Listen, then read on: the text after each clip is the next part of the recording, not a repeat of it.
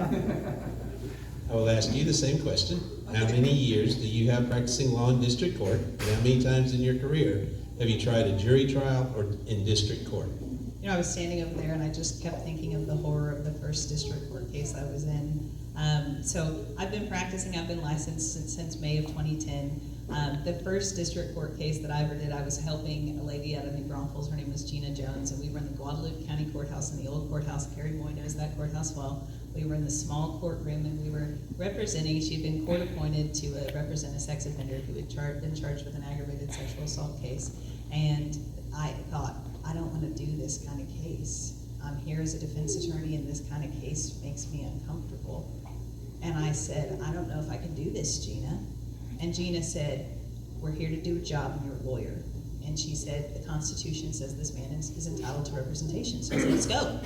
Let's do it. Even though I thought, okay, he probably should go to prison. Well, I don't know. Okay. So we get midway through the trial, and it's a second-day trial, and it's an elderly gentleman. He'd been in custody in Guadalupe County for a long time, and he falls over and has a heart attack in the middle of the courtroom, and he needs CPR.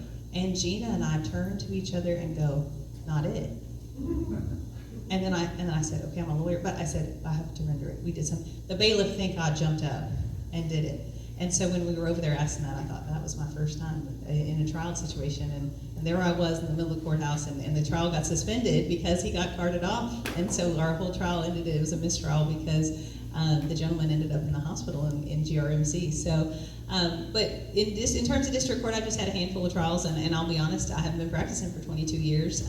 But when people want to say this is not misdemeanor court, the reality is the rules of evidence are the same. It's like when you say district versus not district. We all are licensed in the state of Texas, and so whether I'm having a misdemeanor trial, I'm having a district court trial, it's about knowing the rules, and especially as the judge, you have to know the rules of evidence, and you have to know how to participate in the court process. So whether I've had a whole bunch of jury trials in district court or misdemeanor court, I think that the experience is the same. And so the other thing too is most cases are not heard to trial. Really, they aren't.